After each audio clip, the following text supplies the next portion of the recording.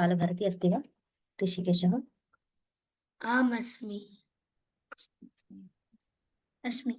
तर्हि आरम्भं कुर्मः। गुरुरेव गतिर्गुरुमेव भजे, गुरुणैव सहास्मि नमो गुरवे। न गुरोः परमं शिशुरस्मि गुरोः, मतिरस्ति गुरौ मम पाहि गुरो। ब्रवीमि संस्कृतं वाचा, ध्यायामि संस्कृतं हृदा, कुर्वे सेवाञ्च कायेन वन्दे संस्कृतमातरम्। यो नरः संस्कृतव्योम्नि ह्यालयं रमते मुदा, संस्कृतिं चैव संस्कारं विन्दते नात्र संशयः। सर्वेषां शुभसायं. So first we will do the Mangalam of Amarakosha. Hrishikesh पाठयामि, अनुवदतु। यस्य ज्ञानदया सिन्धोः यस्य ज्ञानदया सिन्धोः यस्य ज्ञानदया सिन्धोः अगाधस्यानघा गुणाः अगाधस्यानघा गुणाः अगाधस्यानघा गुणाः सेव्यतामक्षयो धीराः सेव्यतामक्षयो धीराः सेव्यतामक्षयो धीराः सश्रियै चामृताय च सश्रियै चामृताय च सश्रियै चामृताय च. So now we will do the revision of yesterday's class, and later we will continue with the today's session. Balabharati.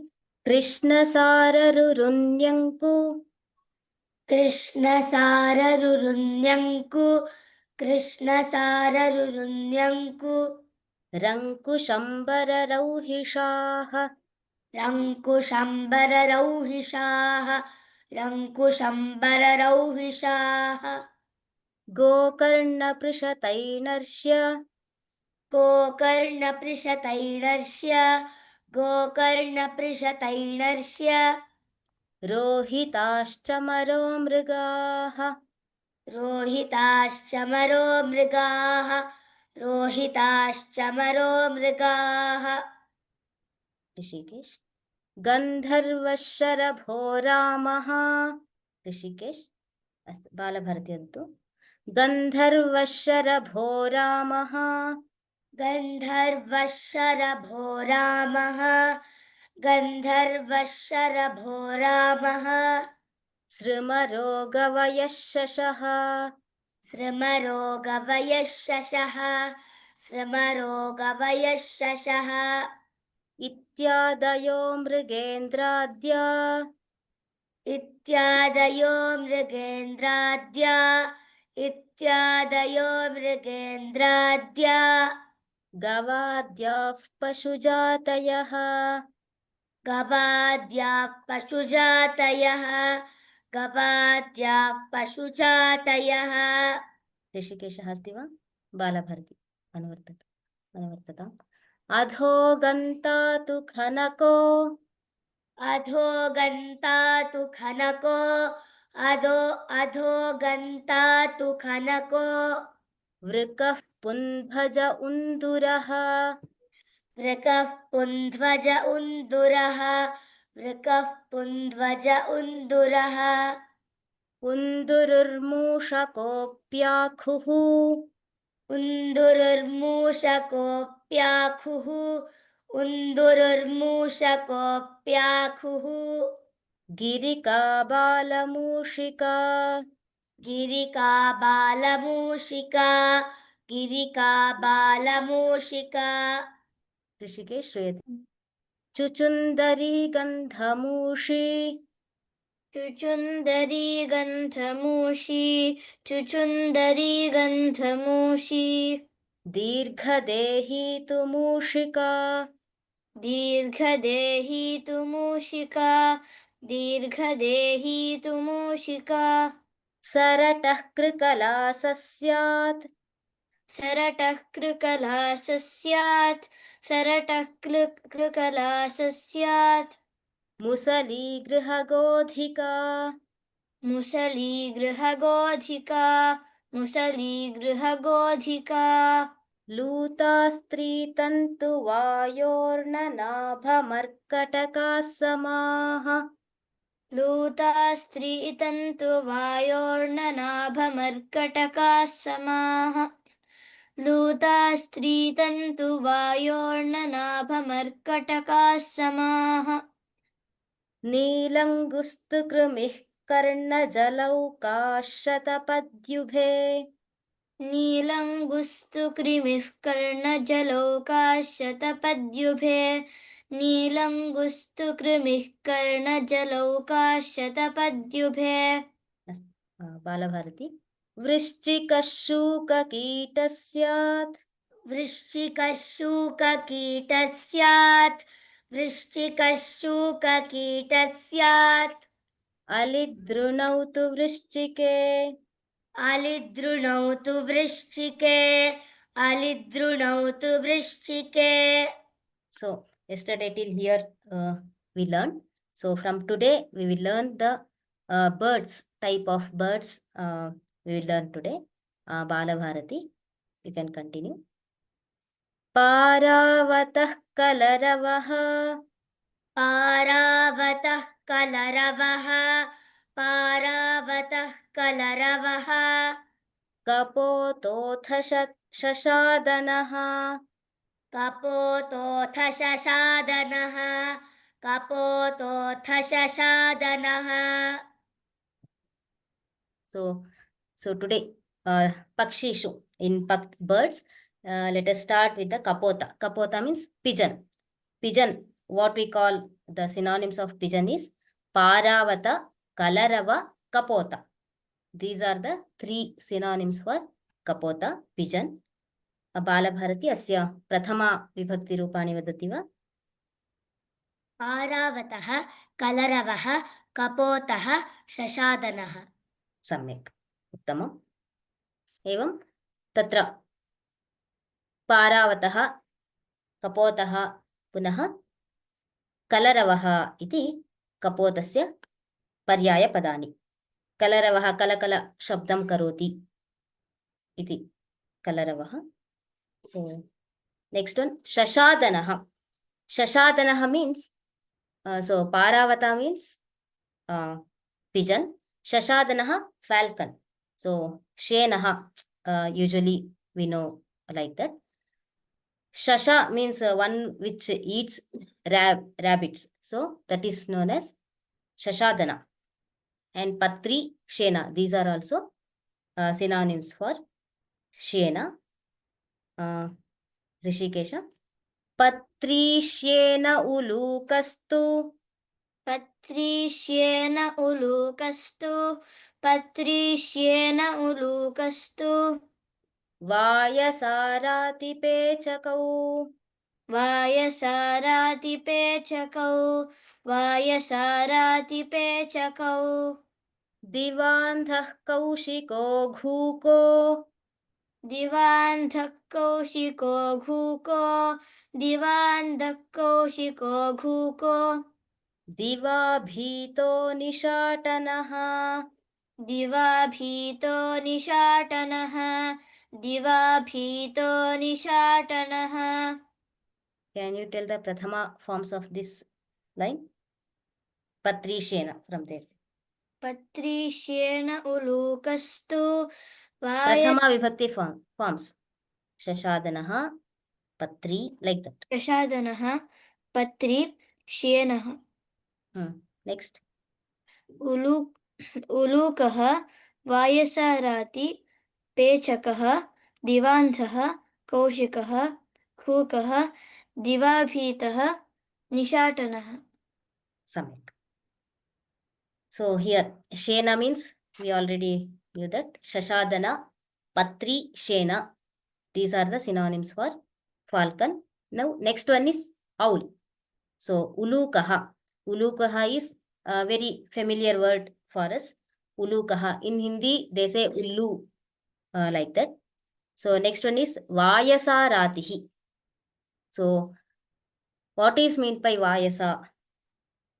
Means Vayasa means crow. Crow's enemy is known as Vayasa Rati and Pechakaha and Divandhaha, blind by daytime. So blind by day is known as Divandha and Kaushika and Guka. So that sounds like ghoo ghoo karoti. So for that sound, it is known as ghuka. Ghukaha divabhitaha. So in daytime, it is very afraid. So divabhitaha. Why it is afraid? Because it always what fly in the night only. So that's why it is known as nishatanaha, nishayam atati. So that's why the owl is always fly in the night time. So it is known as nishatana, and it will not what blind by day. So that's why divandha, and in the for the same of for the he roams during the night time, so it is afraid from day. So that's why it is known as Divabhita. So next we will go Bala Bharati. Vyaghratasyaad Bharadwajaha. व्याघ्राटस्यात् भरद्वाजः व्याघ्राटस्यात् भरद्वाजः खञ्जरीटस्तु खञ्जनः खञ्जरीटस्तु खञ्जनः खञ्जरीटस्तु खञ्जनः Do the Padacheda. व्याघ्राटः भरद्वाजः खञ्जरीटः खञ्जनः Samyak. So Vyagrataha, skylark is known as Vyagrataha and Bharadwaja. In Kannada, Bharadwaja Pakshi only we say usually. That is known as Vyagrata and Bharadwaja is. In English, we say skylark and wagtail. So one which tail is very long, that is known as Khanjarita and Khanjana. Khanjarita and Khanjana. Rishikesh. Loha-prishtastu kankasyat. लोहपृष्ठस्तु कङ्कस्यात् लोहपृष्ठस्तु कङ्कस्यात् अथ चाशकी किकीदिविः. अथ चाशकिकीदिविः अथ चाशकिकीदिविः अथ चाशः किकीदिविः. अथ चाशकिकीदिविः अथ चाशकिकीदिविः Do the pada vibhaga. लोहपृष्ठः कङ्कः Next. चाशः किकीदिविः Chashah kikidivihi. Samyak. So here Loha Prishta, what heron, it is known as Loha Prishta and Kankaha. So why it is Loha Prishta means its back is similar to iron. So that strong, its back is that strong like iron. So it is known as Loha Prishta and Kankaha. Next one, blue jay. It is known as Chashaha and Kikidivi. Kikidivihi. Kikidivi. So Chashaha means the grains and all. It eats grains and all. So it is known as Chashaha. And Kiki, it sounds like Kiki, which is not very clear. Similar to Kiki, like that it sounds. So that's why it is known as Kikidivihi. Next one, Bala Bharati. Kalinga Bhringa Dhumyata. कलिङ्गभृङ्गधूम्याटा कलिङ्गभृङ्गधूम्याटा अथ स्याच्छतपत्रकः.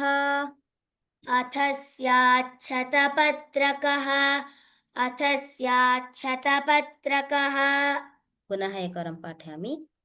कलिङ्गभृङ्गभूम्याटाः कलिङ्गभृङ्गधूम्याटाः कलिङ्गभृङ्गधूम्याटाः अथ स्याच्छतपत्रकः अथ स्याच्छतपत्रकः अथ स्याच्छतपत्रकः दार्वाघाटोऽथ सारङ्गः दार्वाघाटोऽथ सारङ्गः दार्वाघाटोऽथ सारङ्गः स्तोककश्चातकः समाः स्तोककश्चातकः समाः स्तोककश्चातकः समाः पदविभागं करोति वा?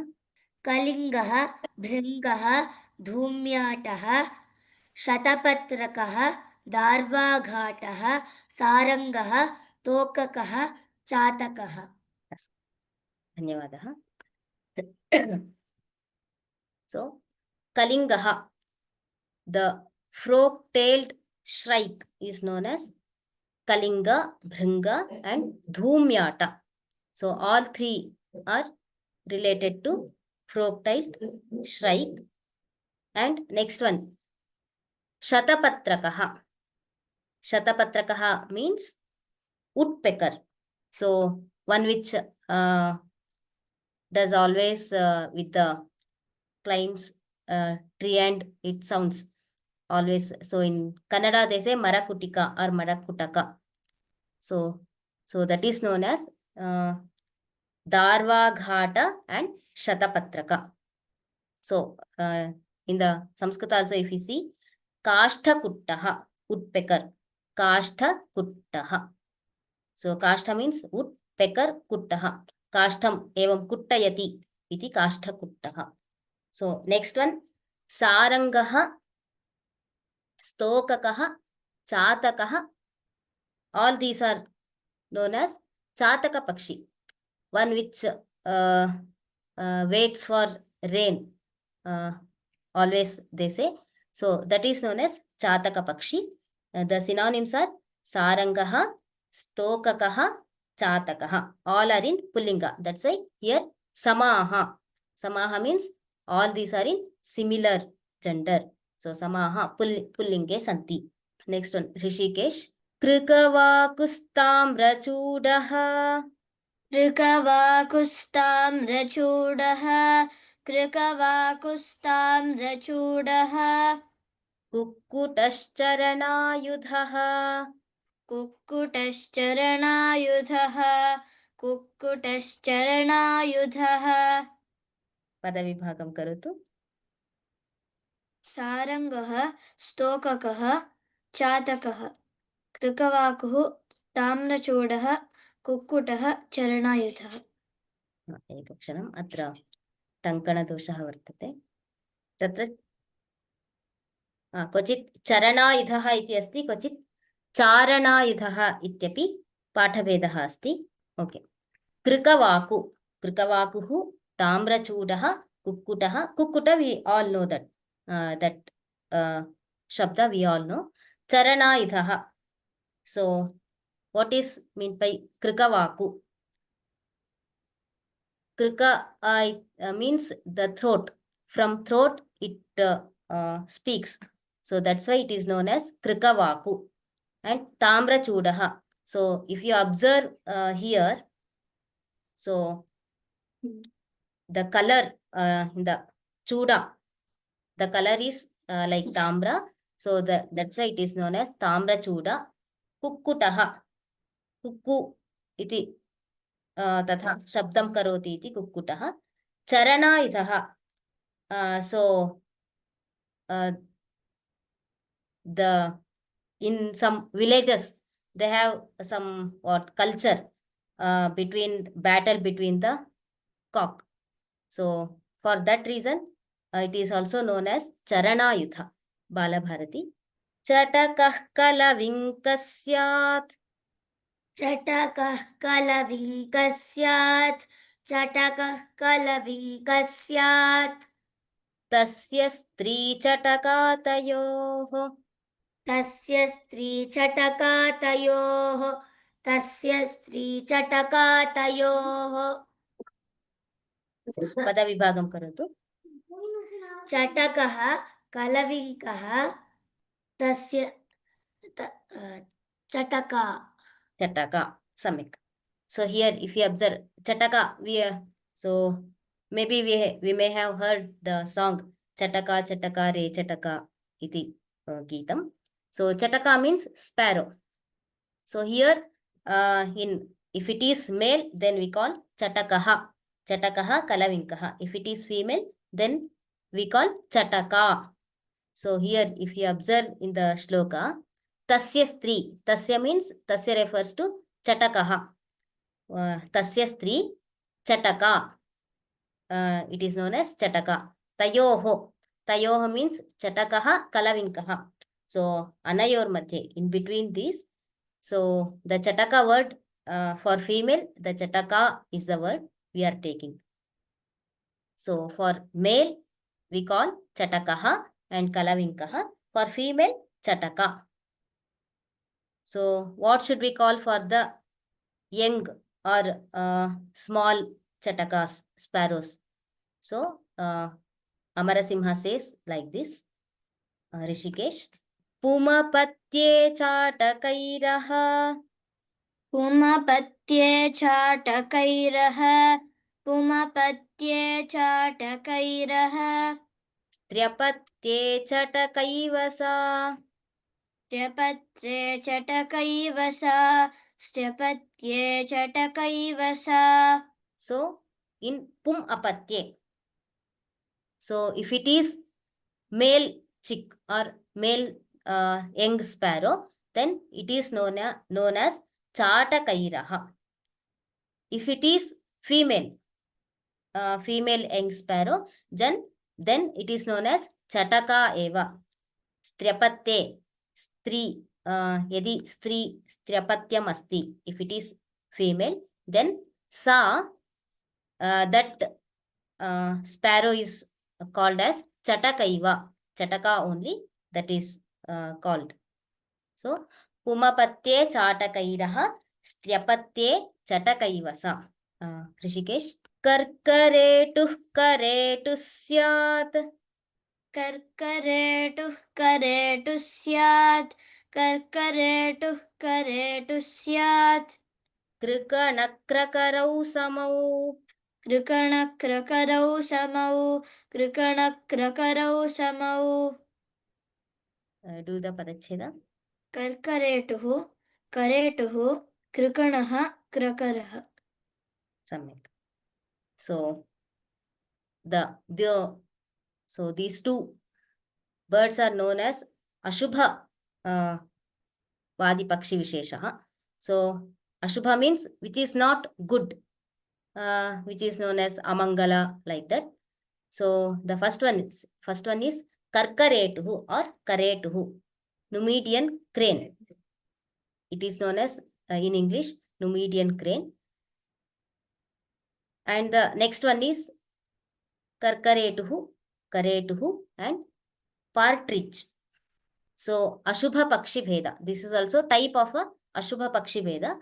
The synonyms are Krikana, Krakara. So why? So here for the Numidian crane, why it is known as Karka means the sound that does like Karkar, that sounds like that. So that's why it is known as Karkaretu and Karetu. And Krikana, Krakara. In the same way, which is not very, if we listen to the music, we feel, yes, we have to listen. But the sound of these birds will not be that smooth.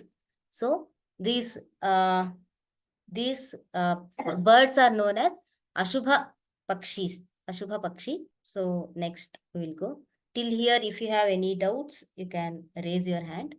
Yes. Anna Bhagini, I think. Sumalatha भगिनी. हरि ओम भगिनी. हरि ओम्. दार्वाघाट पुनरेकवारं विवरति वा? Darvagata. The woodpecker is known as, the other name is Darvagata. तस्य विवरणं न दत्तमिति मन्ये. दार्वाघाट इत्युक्ते तदपि मरकुटिका वा? तस्यैव अपरं नाम. So why these are called as Ashubha Pakshi? So even some people say seeing owl is sometimes it is Shubha and sometimes it is Ashubha. So there are some elders said like that. So here the Amarasimha says these are the Ashubha Pakshi Bhedas. Balabharati.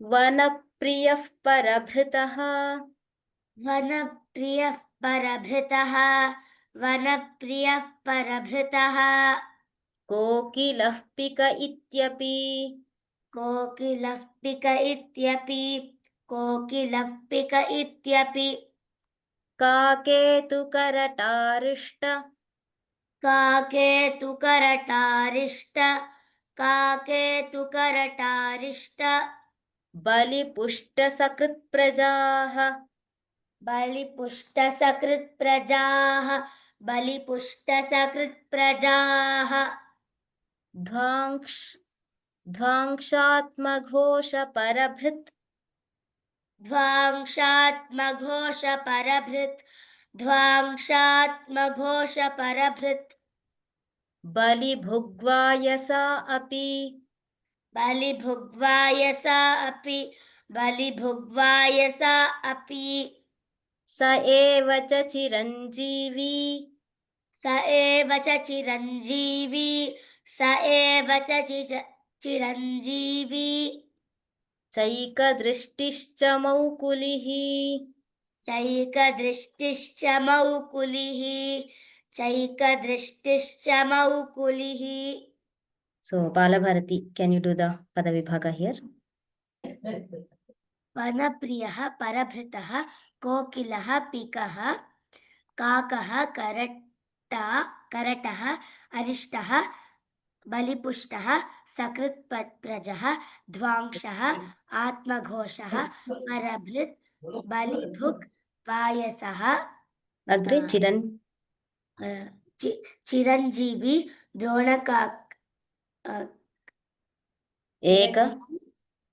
एकदृष्टिः मौकुलिः. अस्तु, screen दृश्यते खलु?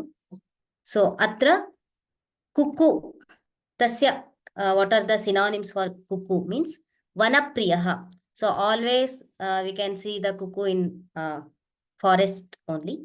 Parabhritaha, kokilaha. Kokilaha is a very familiar word, and pikaha. So we may have heard in the Subhashita, Kakah Krishnaha, Pikaha Krishnaha, Ko Vedah Pika Kakayoho. Like that, the Subhashita is there.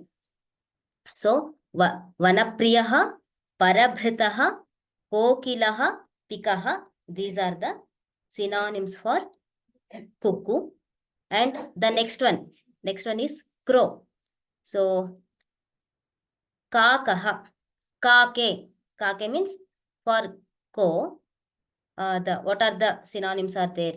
Amarasimha says Karataha.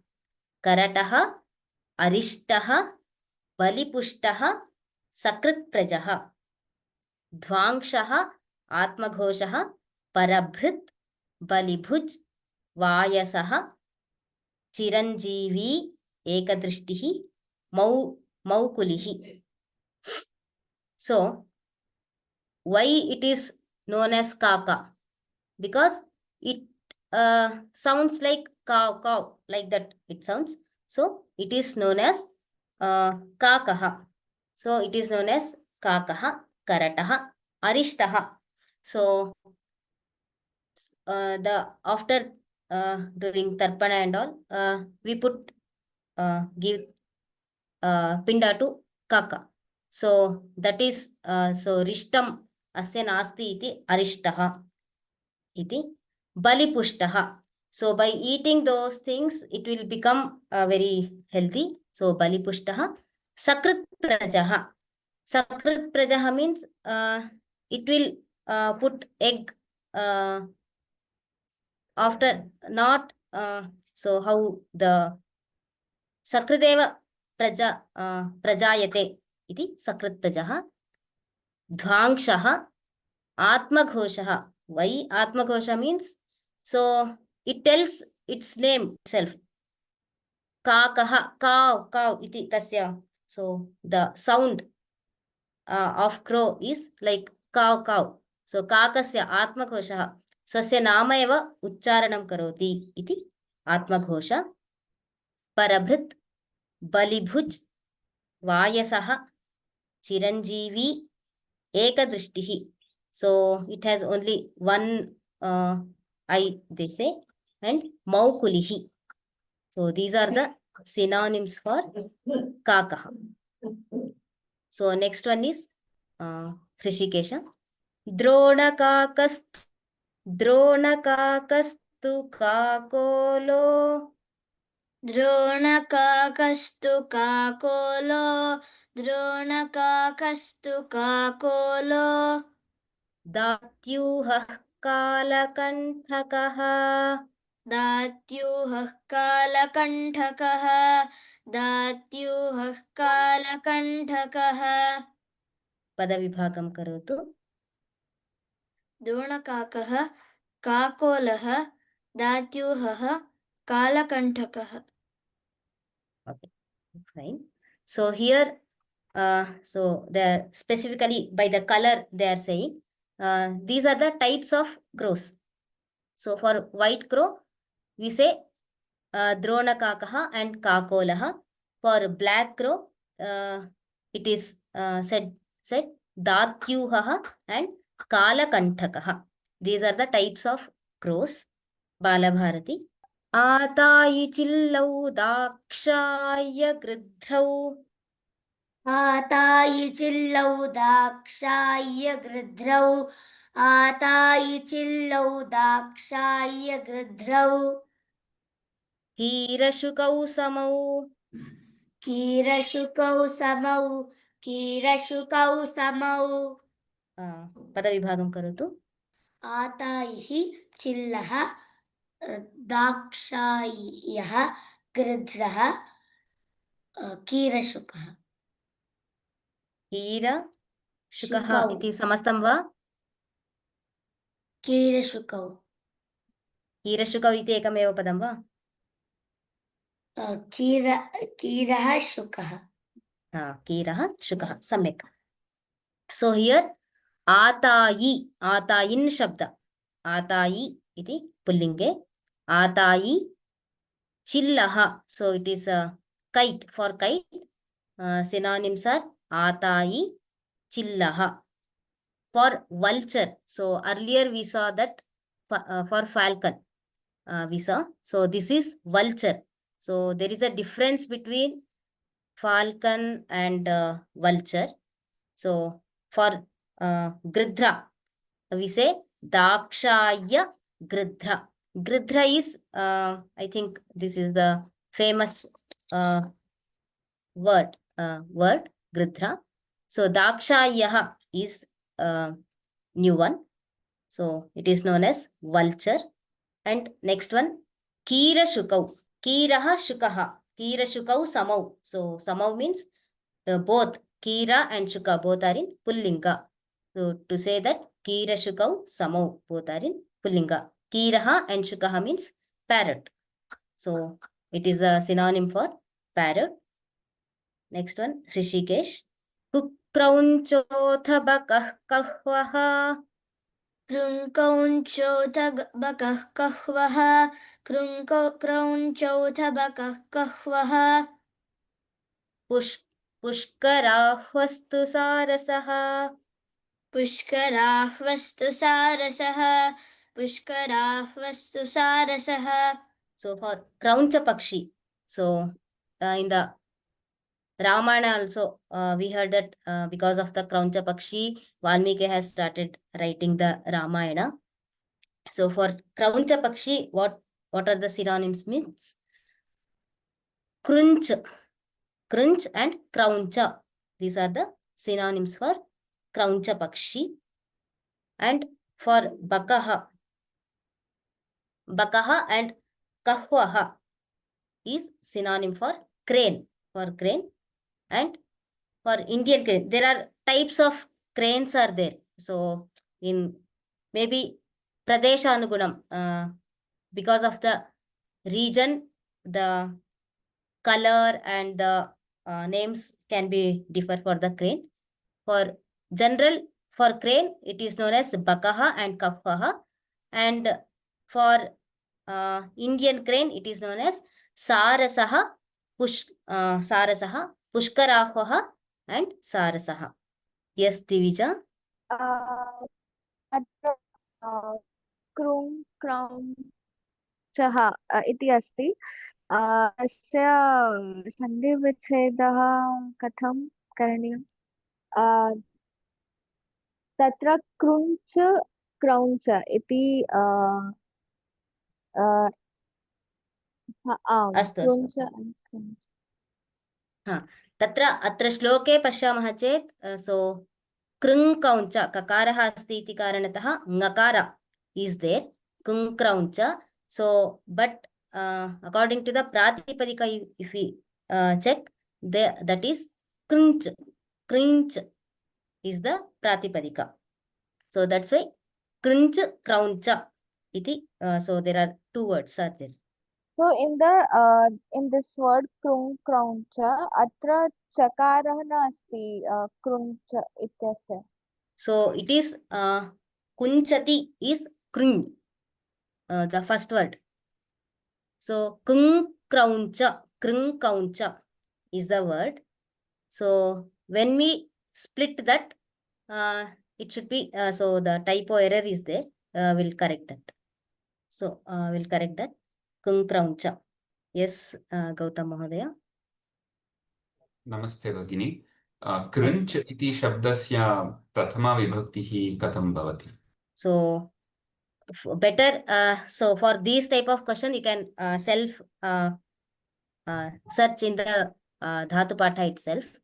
So in the ashtadhyayi.com, if you go select Dhatu Patha, so there you can find the meanings, Mahodaya. Krinchati will be the ekavachana form. विभक्ति प्रथमा विभक्तिः न विभक्ति नास्ति, क्रिया. कृञ्चति is the क्रिया. अत्र कृञ्च् शब्दः नामपदम् अस्ति किल कृञ्च् is the नामपद.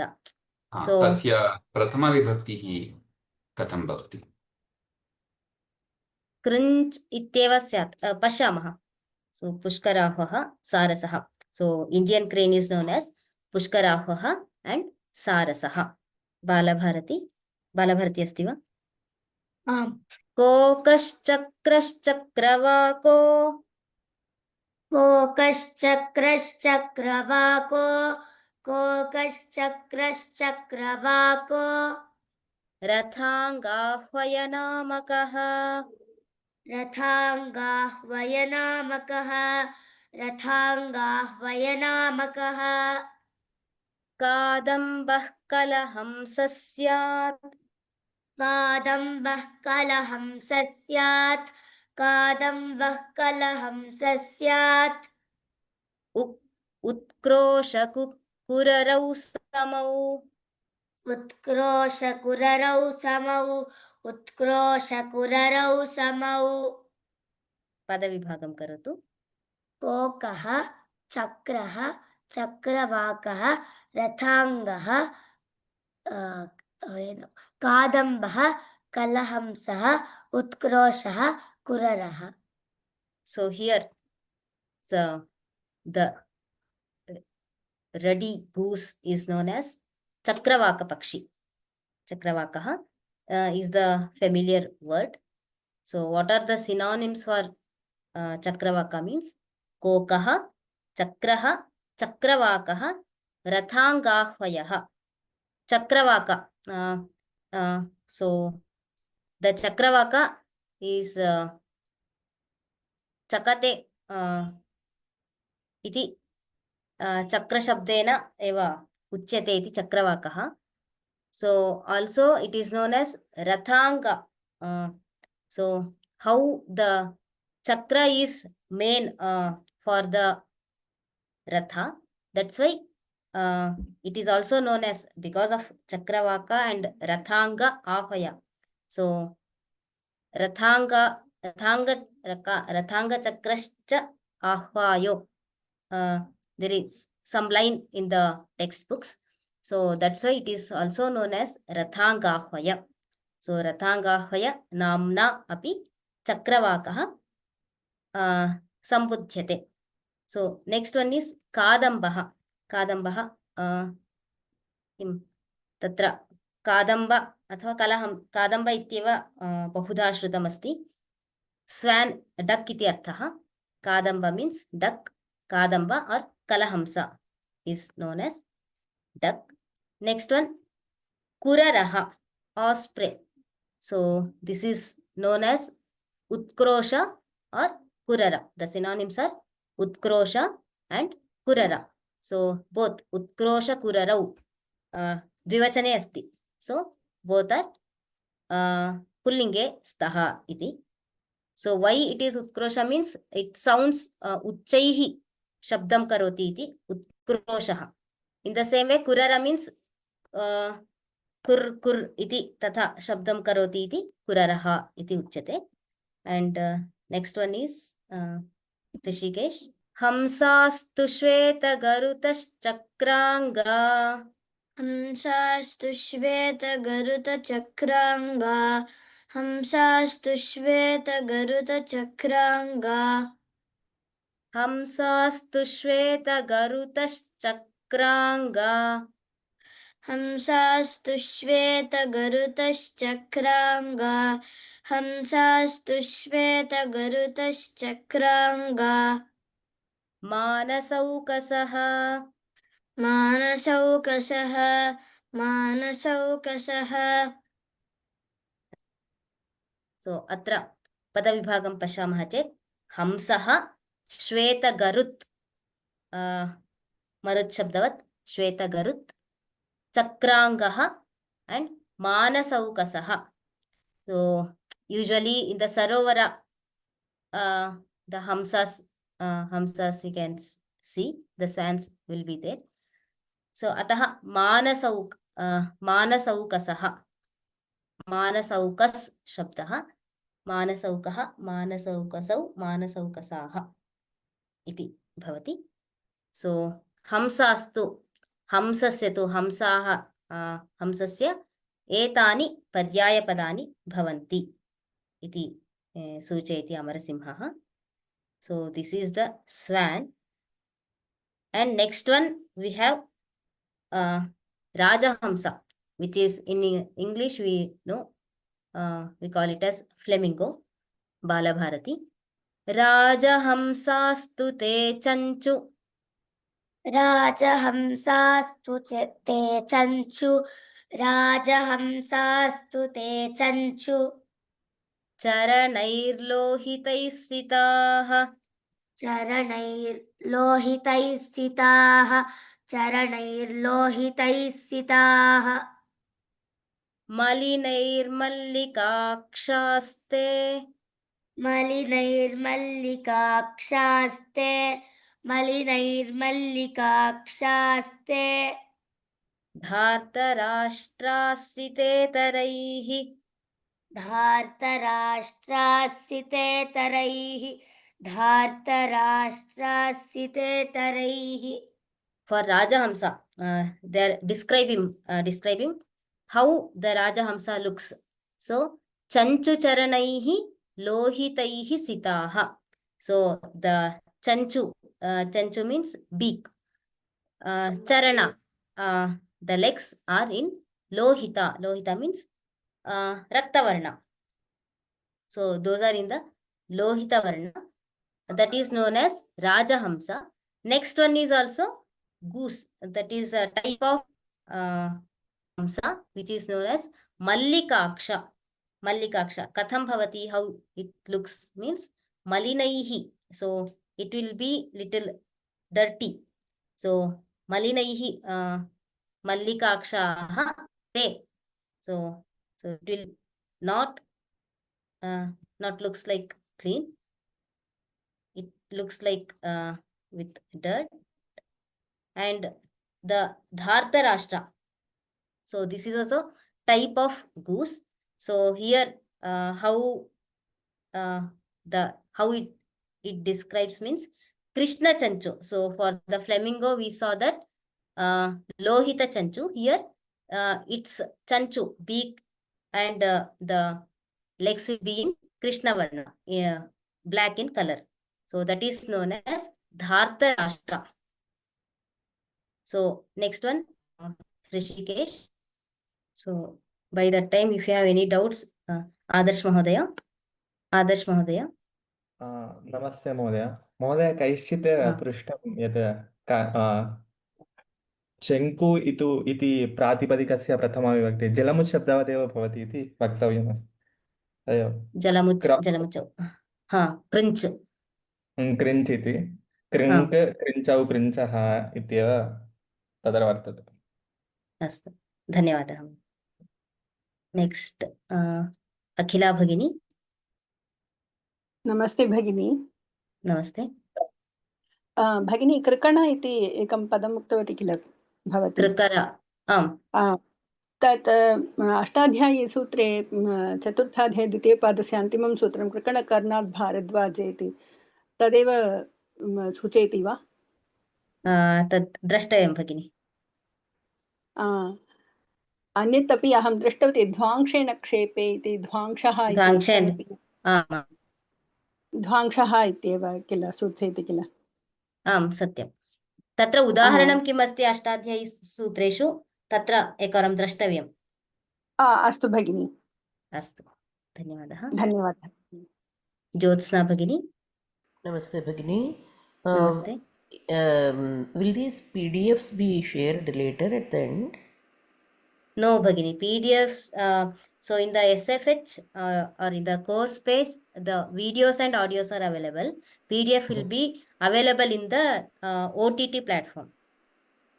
Okay, thank you. Dhanyawada. So after once the course completes then it is available there Bhagini.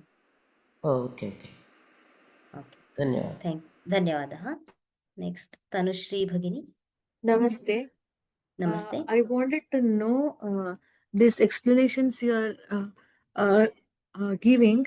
So which is the book that we have to refer to or buy? So there are multiple Vyakhyanas are the Samarakosha Bhagini. So which do you suggest? So for Patha Veda and all we are concluding all the Patha Vedas we are concluding in the website itself. Hope you have seen the website. Samarakosha. If not, let me share once. If you can share it in the chat. And I want that day the sir was telling that there is a WhatsApp group which I am not aware of.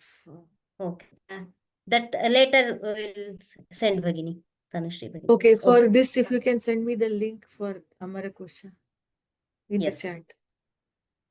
And I have one last doubt, Bhagini. In the first class, there is a word called kola. I know it's I'm just going a little back. So the word kola is used for the pig. Kolaha. Kolaha. Pullinga shabdaha. Yes, continue Bhagini. So that kola, is it something related to that we have Bhuta Kola in our area? So that Bhuta Kola is something related to that Kola. That is the history of Kola. So it is about the Varaha Avatara. So I thought, is it related to that? I just had a doubt. So I just wanted to confirm. So maybe I'm not sure about that Bhagini. Maybe related to the word related to that also. You can think that. So the spiritual thing, what is done in all the Dakshina Kannada temples, right? Yes. That We So can you need to confirm search. and let me know? We can check, Bhagini. Okay, धन्यवादः. Okay, धन्यवादः. शरारिराटिराडिश्च शरारिराटिराडिश्च शरारिराटिराडिश्च बलाकाभिसकण्ठिका बलाकाभिसकण्ठिका बलाकाभिसकण्ठिका विभागं करोतु. धार्तराष्ट्रः Hmm. शरारिः आटिः आडिः. So here everywhere it is what?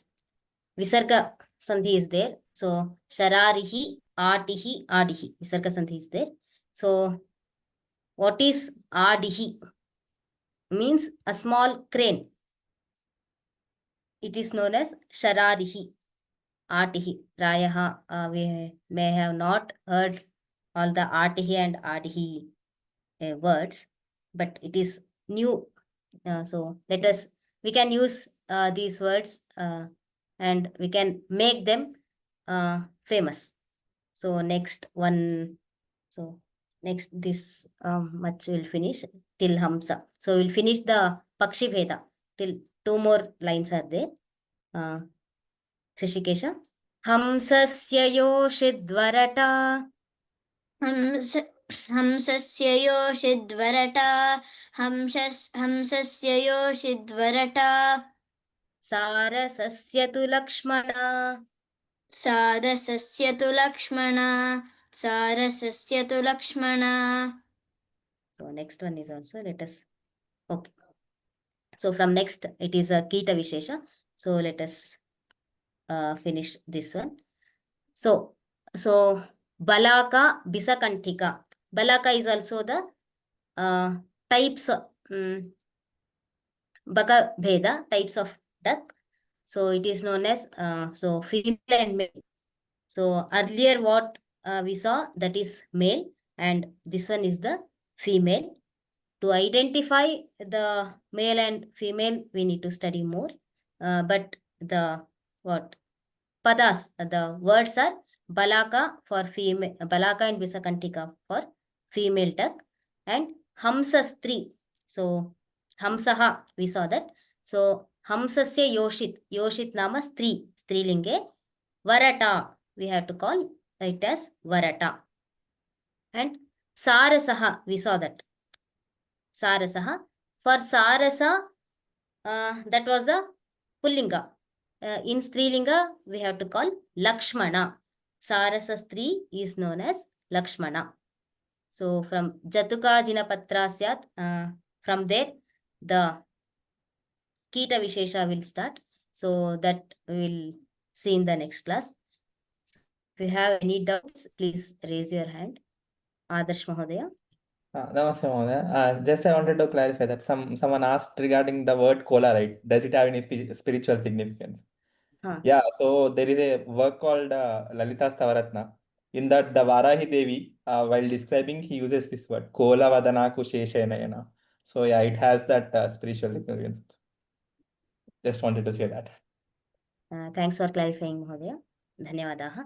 Hope Tanushree Bhagini, you got the answer. Okay. So if you have any doubts, please raise your hand.